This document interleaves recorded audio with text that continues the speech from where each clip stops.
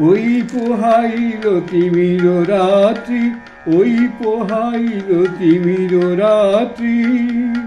পূর্ব গগনে দেখা দিল নবপ্রভাত ছটা, জীবনে যৌবনে হৃদয়ে বাহিরে প্রকাশিল অতি অপরূপ মধুর ভাতি। ওই পোহাইল তিমির রাত্রি, ওই পোহাইল তিমির রাত্রি। কে পাঠালে শুভ দিনে নিদ্রা মাঝে, মহামোহল্লাসে জাগাইলে চরাচর সুমঙ্গল আশীর্বাদ বরসিলে। করি প্রচার সুখ বারতা, তুমি চির সাথের সাথী। ওই পোহাইল তিমির রাত্রি, ওই পোহাইল তিমির রাত্রি। কে পাঠালে শুভ দিনে নিদ্রা মাঝে, মহামোহল্লাসে জাগাইলে চরাচর। কে পাঠালে শুভ দিন নিদ্রা মাঝে, মহামোহল্লাসে জাগাইলে চরাচর। সুমঙ্গল আশীর্বাদ বরসিলে করি প্রচার সুখ বারতা, তুমি চির সাথের সাথী। ওই পোহাইল তিমির রাত্রি, ওই পোহাইল তিমির রাত্রি। এবার স্বামীজি জার্মান প্রাণ পেরিয়ে অস্ট্রিয়া ও হাঙ্গেরিতে প্রবেশ করেছেন। 25শে অক্টোবর সন্ধ্যার পর ট্রেন অস্ট্রিয়ার রাজধানী ভিয়েনা নগরীতে পৌঁছল। অস্ট্রিয়া ও রুশিয়ার রাজবংশীয় নরনারীকে আর্কডুক বা আর্কডচেস বলে। এ ট্রেনে দুজন আর্কডুক ভিয়েনায় নামবেন। তারা না নামলে অন্যান্য যাত্রীর আর নামবার অধিকারই নেই। আমরা অপেক্ষা করে রইলাম, ও আগে তারা নামবে। রাজধানী এদের অস্ট্রিয়া রাশিয়ার রাজবংশীয় নরনারীকে বলে আর্কডুক কিংবা আর্কডচেস। ওরা আগে নামবে ট্রেন থেকে, তবে অন্য লোক নামতে পারবে। তা না নামলে অন্য যাত্রীরা আর নামবার অধিকারই নেই। আমরা অপেক্ষা করে রইলাম। নানা প্রকার জরি টুপটার উর্দি পরা জনকত সৈনিক পুরুষ এবং পর লাগানো টুপি মাথায় জনকত সৈন্য আর্কডুকদের জন্য অপেক্ষা করছিল। তাদের দ্বারা পরিবেশিত হয়ে আর্কডুকদ্বয় নেমে গেলেন। আমরাও বাঁচলুম। তাড়াতাড়ি নেমে সিন্দুকপত্র পাস করবার উদ্যোগ করতে লাগলাম। যাত্রী অতি অল্প। সিন্দুকপত্র দেখিয়ে ছাড় করাতে বড় দেরি লাগলো না। পূর্বতে এক হোটেল ঠিকানা করা ছিল, সে হোটেলের লোক গাড়ি নিয়ে অপেক্ষা করছিল। আমরাও যথাসময়ে হোটেলে উপস্থিত হলাম। সে রাত্রে আর দেখাশোনা কী হবে, পরদিন প্রাতঃকালে শহর দেখতে বেরোলাম। সমস্ত হোটেলেই এবং ইউরোপে, ইংল্যান্ড ও জার্মানি ছাড়া সকল দেশেই ফরাসি চাল। হিন্দুদের মতো দুবার খাওয়া, প্রাতঃকালে দুপ্রহরের মধ্যে, সায়ংকালে 8টার মধ্যে। প্রত্যুষে অর্থাৎ সকাল 8টা-9টার মধ্যে একটু কফি পান করা,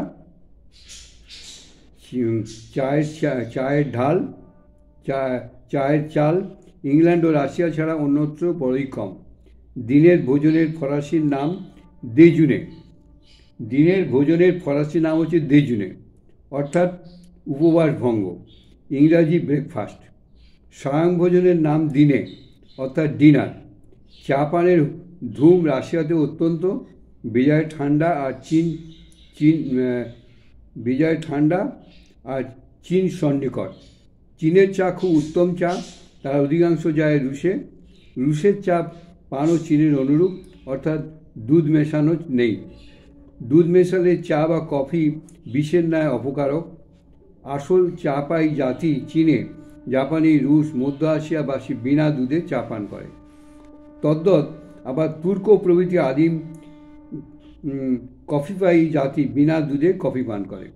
তবে রুশিয়ার তার মধ্যে একটু পাতিলেবু কিংবা এক ডালা চিনি চায়ের মধ্যে ফেলে দেয়। গরিবরা একটা চিনি মুখের মধ্যে রেখে তার উপর দিয়ে চা পান করে। একজনের পান শেষ হলে আর জনকে চিনির ডালাটা বার করে দেয়। সে ব্যক্তিও ডালাটা মুখের মধ্যে পুরে রেখে পূর্ববৎ চা পান করে।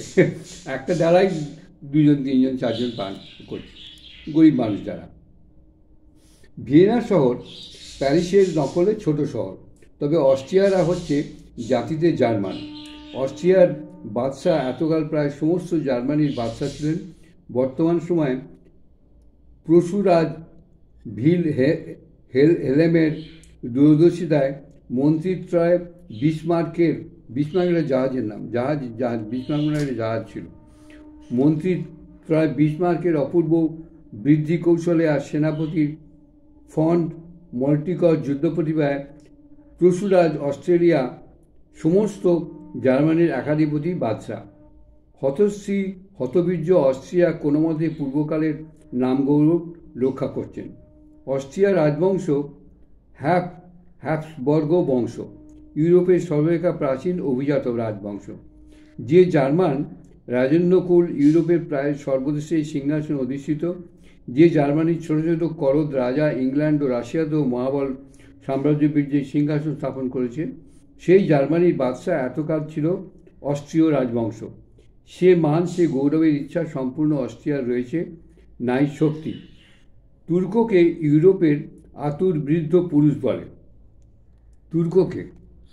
তুর্কিস্তানকে বলে ইউরোপের আতুর বৃদ্ধ পুরুষ বলে।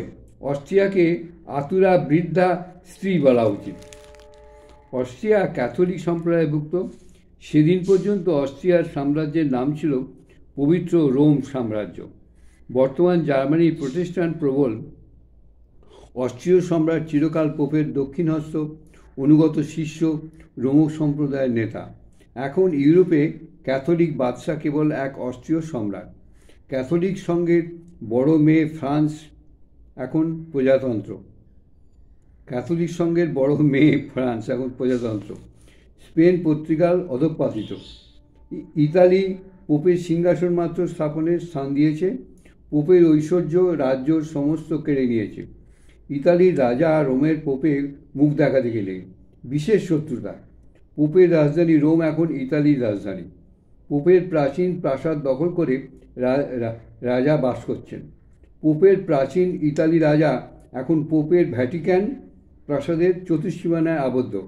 কিন্তু পোপের ধর্ম সম্বন্ধে প্রাধান্য এখনও অনেক। সে ক্ষমতায় বিশেষ সহায় অস্ট্রিয়ার বিরুদ্ধে অথবা পোপ সহায় অস্ট্রিয়ার বহুকালব্যাপী দাসত্বের বিরুদ্ধে নব্য ইতালীয় অভ্যুত্থান।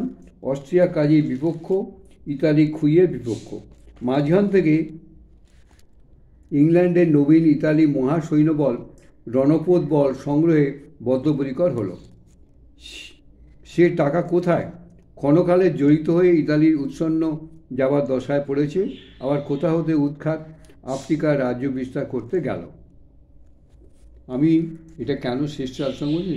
স্বামীজির মতন মানুষ এইগুলো বলছেন, বলার দরকার আছে, পৃথিবীকে শোনাবার দরকার আছে, ভারতবাসীকে শোনাবার দরকার আছে বলে। কেননা এই সমস্ত ঐতিহ্য, ওঠা পড়া, অমুক হ্যান ত্যান, এগুলো মানুষের জানা উচিত। যে রাজা চিরকাল রাজা থাকে না, প্রজা চিরকাল প্রজা থাকে না, অধঃপাতিত চিরকাল অধঃপত থাকে না, আবার যে অতি উন্নত সে চিরকাল অতি উন্নত থাকবে না। এই ওঠা পড়ার মধ্যে রয়েছে এই বিভিন্ন দেশের যে পরিবর্তন, সেইগুলো আমাদের দেখা উচিত, জানা উচিত। এই ইতিহাস দেখেই তো আমরা আমাদের সংসার চালাবো। এই সংসার যদি আমরা ভাবি যে সংসারে ঢুকে গেছি এই একই রকম চলবে, আমার ছেলেমেয়েরা একরকম হবে, অমুক হবে, বিদেশ যাবে, আমেরিকা যাবে, অমুক যাবে, আমার টাকা পাঠাবে, আমার খুব শান্তিতে থাকবে, এটা ভুল কথা। আজ থেকে 30 বছর আগেই আমাদের সামাজিক অবস্থা যেরকম ছিল, আজকে সামাজিক অবস্থার সঙ্গে কোনো মিলই নেই। কিন্তু 30 বছর আগে আমাদের পাড়াতে একটা ল্যান্ডফোন ছিল, তাও কারখানার ল্যান্ডফোন বলে চালু থাকতো। বাকি একজন দুজনের বাড়িতে যে ল্যান্ডফোন ছিল, সে ফোন বছরে 1 মাস চলে কি 15 দিন চলে, বাকি সময়টা অফ থাকে। এই ছিল আমাদের অবস্থা। আর এখন আপনি কাজের মাসি, অমুক হ্যান ত্যান, বাচ্চা ছেলে 10-12 বছর বয়স হলো তো হাতে একটা করে ফোন, বর্তমান অবস্থাটা। আর তারপরে তার এফেক্টটা আপনারা বুঝতেই পারছেন। তো তাই বলছে যে সংসার কখনো থেমে থাকে না, জগৎ সাঁই করে এগিয়ে চলছে পরিবর্তনের মধ্যে দিয়ে। এর মধ্যেই আমাদের সব কিছু গুছিয়ে নিতে হবে, বুঝতে পারছেন? কিন্তু আমাদের একটা জায়গা আমরা যেটা হারিয়ে ফেলছি, সেটা হচ্ছে যেটা যে জায়গা, সেটা হচ্ছে আমরা অমৃতের পুত্র, আমরা অ্যাকচুয়ালি শান্তির রাজ্যের মানুষ। এই সমস্ত বাহ্যিক জগতের বাহ্যিক জগতে যে সমস্ত চাকচিক্য মুখ হ্যান ত্যান, এগুলো মানুষের শান্তি দেয়। এগুলো স্বামীজির উপর কোনো এফেক্ট করছে না। কিন্তু এই যে স্বামীজি নানা দেশ বেড়াচ্ছে, একবার আমাদের এখান থেকে কেউ যদি একবার বিদেশে যায়, তো এখনও বেশি খুব ঘন ঘন পাড়া থেকে বিদেশ যাচ্ছি সব। যাই হোক, তো সে একদম মানে অন্যরকমের ফিল একদম। সে আর মানুষকে মানুষ জানো, ভারতবাসীকে আর ভারতবাসী জ্ঞান করে না, সে একটা অন্য জাতের হয়ে যায়, এরকম ছিল। এখন আর সেই জিনিসটা নেই অতটা।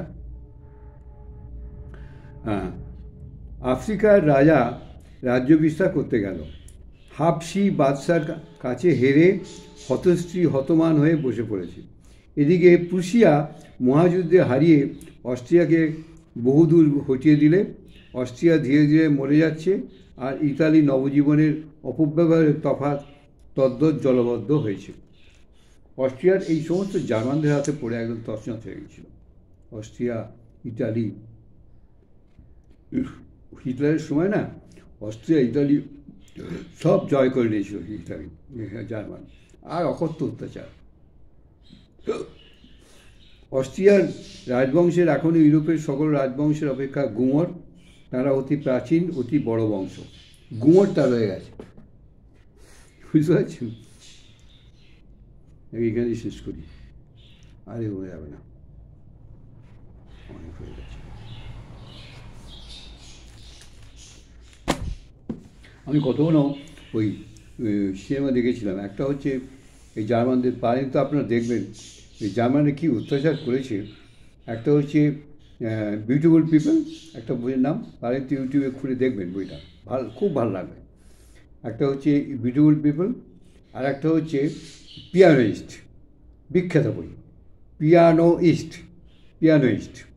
এই দুটো বই দেখলে বুঝতে পারবেন যে জার্মানরা কী ধরনের অত্যাচার করেছে, ইতালি অস্ট্রিয়ার উপরে কী ধরনের অত্যাচার করেছে। ইহুদিদের মানে হিটলারের যে অত্যাচার, ওই এখন কথারই ইতিহাসের কথাই হয়ে গেছে, হিটলারি মানে কী বলে প্রশাসন, হিটলারি প্রশাসনিক একটা কথাই বেরিয়ে গেছে। অর্থাৎ মানে মারো ধরো কাটো যেরাম করেও আমার কথা শুনতে হবে, এই আর কি।